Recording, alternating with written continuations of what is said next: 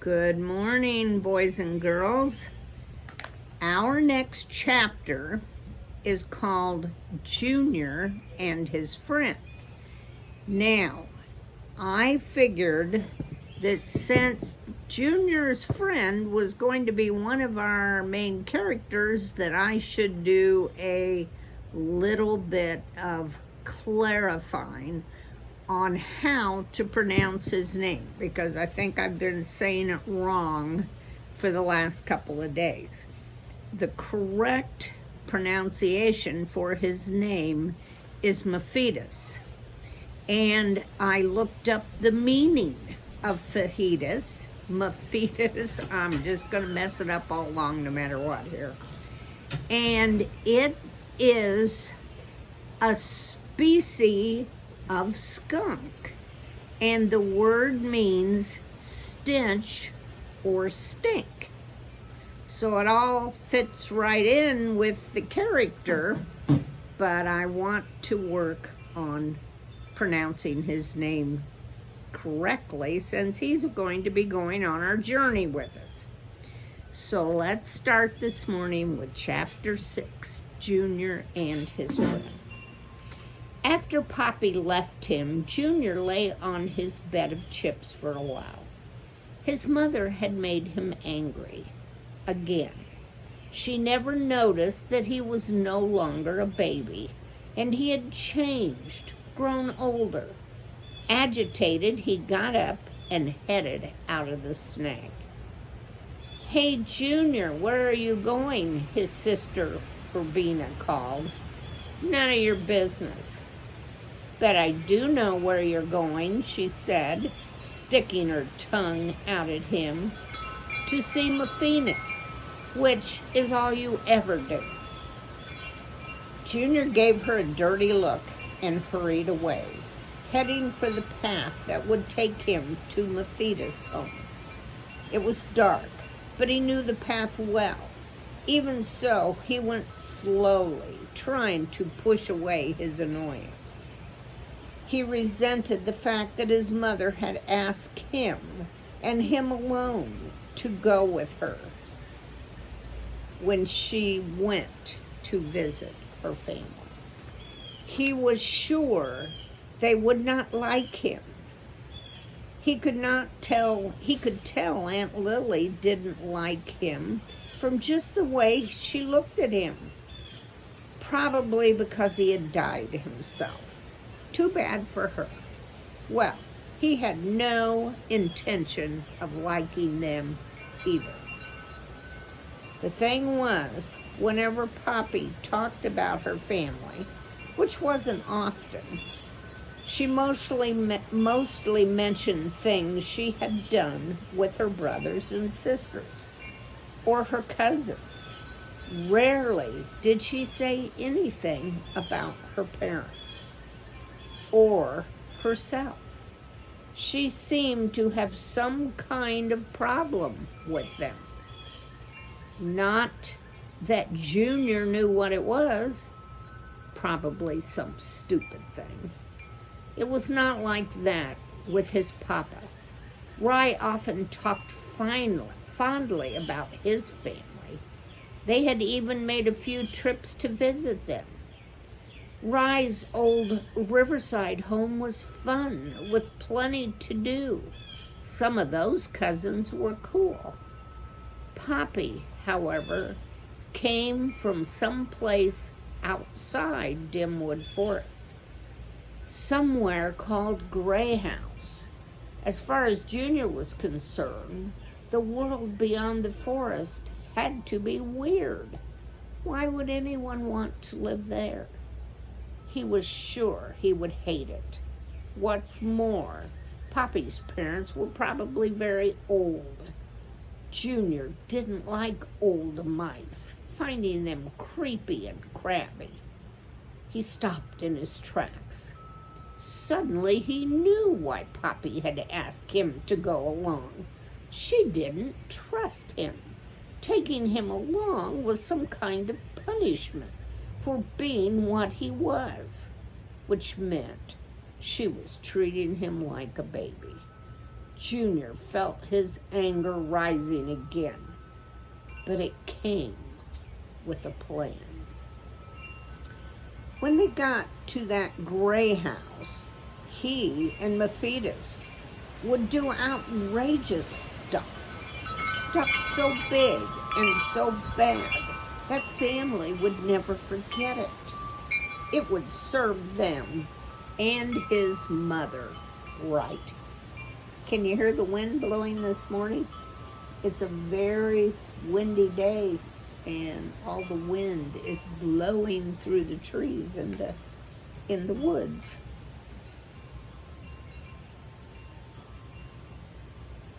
Okay. As he approached Fetus' house, he could smell his friend. It was a pretty strong smell. Sometimes Junior admired a lot. You always knew when Fetus was coming. But what he liked best was that the skunk was so sure of himself. Fetus always did what he wanted. No one told him what he could or could not do. He never complained about his parents, never even talked about them. "Yo, Skunk," called Junior as Fetus came into view. "Hey," said Fetus. Compared to Junior, the skunk was large with thick black fur and a wide white stripe that ran from his ears to the large of his bushy tail. His pointed snout, ending in a small black nose, was constantly sniffing. Short legs made him waddle when he walked, which he did slowly and deliberately. As for his eyes, they were very bright, very much on the alert, as if always on the lookout for anything bad that might come his way. "Where are you going?" Junior asked him. "Your place." "What's happening?" "Nothing." "Same with me," said Junior. "It's so boring around here." Same old, agreed Fetus. "Hey, guess what?" said Junior. "What?" "My old mouse has to go visit her family, and she says I have to go with her." "How come?" "She doesn't trust me." "For how long?" "Not sure," said Junior, "but I said I'd only go on one condition." "Yeah, what?" "You'd come with us." "Me?" "Yeah." The skunk flipped his tail. "Sick," he said. "Really sick," agreed Junior. "The thing is, my mother is so boring. I mean, she does nothing. Like she's what? A mother? And there's her sister Lily. She came to get Mama. So if I went, I'd have to go with two old people. Boring. And the place they are going is going to be pathetic. Rux to you." "Exactly. But if you come, it would be wicked. We could do sick stuff. My mother's family, they don't live in Dimwood, so they don't know nothing. We'd teach them a few things." "That okay with your mama?" asked Fetus. "I mean, my coming?" "I didn't exactly ask her," said Junior with a grin. "I told her." "What about your parents? Do you have to ask them?" "Hey, Mouse, you know me. I do what I want." "Then you'll come?" Fetus lifted a paw. Junior slapped it. "Be ugly," said Junior. "Better than ugly, dude," said Fetus. Bad. Chapter 7. Leaving. Next morning, Poppy and Rye were up before daylight, going over family arrangements and special problems. Pipsawea had an earache. Scrub Oak had to be reminded about his chores. Walnut needed to study his lessons more than he'd been doing. Locust should be urged not to stay up too late reading the stars. Most importantly, when did Poppy hope she would return? As soon as possible, she said. I promise. I'll be right here waiting, said Rye. Are you really taking my fetus? He asked. If he's here on time. If not, I'll go without him. And if Junior decides not to go, at least I've tried. I know you have, said Rye, giving her a nuzzle. Actually, I think Junior went off to fetch my fetus. I suppose I should have spoken to that skunk's parents, said Poppy. Too late now, but maybe you'd better tell Irit you're leaving. You know how much he worries about you. Agreeing, Poppy went down the path to Irit's log. Irit, she called, are you home? Asparagus teeth, came a reply from deep inside the log. Of course I'm home. Where else would I be? Poppy smiled and went into the dim, foul-smelling log. Irit was there, sucking on his lump of salt, now no bigger than an acorn. When she appeared, he barely looked up. All he said was, have you any idea how good salt is? Irit, I'll be going away for a while. Irit looked up. Where? I'm afraid my father isn't well. That's why Lily came. I need to go see him. What the bat bilge for? Really, Irit, I would think it's obvious. Lungwort is my father. He's elderly. If he's not well, I need to see him. Wouldn't you go see your father if he were ill? No. Well, I'm different. You once told me you really didn't like your father, said Irit. Remember the time we planted a tree in honor of ragweed? The first ragweed? It was right near your father's house. We didn't even see him because my father didn't like ragweed or porcupines. Irit, my father may be difficult, but what? Irit, I believe children owe something to parents. My parents raised me, cared for me and protected me, fed me, looked after me. Poppy, Irit said, Junior isn't here. You can turn down the vomit volume. You told me Lungwort made life miserable for you, restricted you, always wanted to keep you in your place. That was then. And has anything changed? Poppy shrugged. I hope so. Since when do parents get free passes? Irit, I'm going. When? This morning, right now. Now? Yes, with Lillian and Junior. Junior, grumpy, goat galoshes, what a picnic. Anyone else? My fetus. The skunk? Cried Irit. Poppy nodded. Let me get this right. You are going to go home with your sister who talks like a grammar book, your son who is rude, and a skunk you don't like.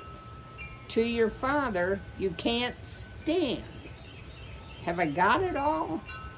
Yes, said Poppy. Fried Frisbee freckles, cried Irit. This is as brainless as half-baked bagpipes. What are you punishing yourself for? Poppy closed her eyes. Besides, the porcupine demanded, who is going to protect you? Oh, goodness, Irit, that's silly. I'm going with you. No, Irit, you will not, Poppy said quickly. First of all, I can protect myself. Second, this is a private family matter. I'm not interested in leading a parade. Besides, you need to stay here and help Rye. Now, goodbye. I'll be back soon. With that, Poppy reached up on her hind legs, gave Irit a quick kiss on the tip of his nose, then hurried away. Irit stared cross-eyed at his nose. Poppy headed back toward the snag and was halfway there when she saw fetus and Junior. They were so alike in looks, yet so different in size that Poppy almost laughed. Poppy considered the skunk. She really did not know anything about him. She didn't even know where he lived or who his parents were, or how Junior and he had become friends, or why, for that matter. She had tried to talk to the skunk, but fetus was not given to small talk. Since he couldn't fit into the snag, more often than not, Junior spent his time at the skunk's house. Once again, Poppy regretted never having gone over to introduce herself to fetus' parents. As she drew closer to the snag, she saw that Rye and the children had gathered to say goodbye. Lily was waiting too, but as Poppy arrived, she saw that her sister's whiskers were stiff and her tail twitching. I thought there was something crawling on my arm. It was a little ant. Poppy, can I speak to you for a moment? Privately? Lily asked. The two sisters went off a few steps. Poppy, said Lily, her lips pursed and her paws folded tightly. Is that Skunk coming along? Out of the corner of her eye, Poppy could see that fetus was watching them. She said, he and Junior are best friends. Frankly, said Lily, I don't think it wise. He seems rather surly. He'll be fine, said Poppy, wishing she believed it. She broke away from Lily and went up to the skunk. Fetus, I understand you want to go with us. Fetus pointed his sharp nose to the ground. When he and Poppy met, which was not often, he usually dropped his tails and looked anywhere but at her. It made Poppy feel uncomfortable, as if the skunk were hiding something. I guess, he murmured, as much to the ground as to her. I'm very glad you're coming, Poppy forced herself to say. And is it all right with your parents? Come on, Mama, called Junior. Don't go be so freaking nosy. He turned to his friend and belched. The skunk grinned, and the two slapped paws over Poppy's head. Poppy winced and started to say something more, but decided she didn't want to begin the trip in an even worse mood. Instead, she looked around. She caught Rye's gaze. He winked. It made Poppy smile.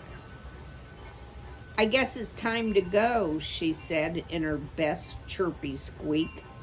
Rye lined the children up in a row. Poppy went down the line, hugging and nuzzling each one, giving final bits of advice. Pipsawea, please help your father. Walnut, a little less squabbling with your sisters. Snowberry, don't forget to wash your face. Verbena, do clean up after yourself. Last in line was Rye. Please be safe. he whispered into Poppy's ear as he gave her a hug. "Don't worry about us. We'll be perfectly fine. Send my regards to your family, especially your father." Poppy turned to whisper into Rye's right ear, the one that bore a little notch from a childhood accident, which somehow made it Poppy's favorite. "I'll try to make this as fast as I possibly can," she promised. "Just remember," he said with a final hug, "your family will be waiting right here for you." "I'll miss you," Poppy whispered. "And I you." Poppy turned about and looked at Lily and Junior as well as Fetus. "Well then," she said, more brightly than she felt, "here we go." Off she started with Lily at her side and Junior and Fetus trailing behind. "Gabba, gabba, goodbye," cried all the other children, as well as Rye. "Goodbye." They watched and called until the traveling party had disappeared into the woods. Rye was the last to turn away. Just as he did, he saw Irit come rushing down the path from his lawn. "Zappity zip, Jelly," cried the porcupine. "Has Poppy already gone?" "They just left. Which way?" "Down the path." "Fine, I'm going with them," cried Irit. "Don't touch my salt." With that, he trotted after the travelers.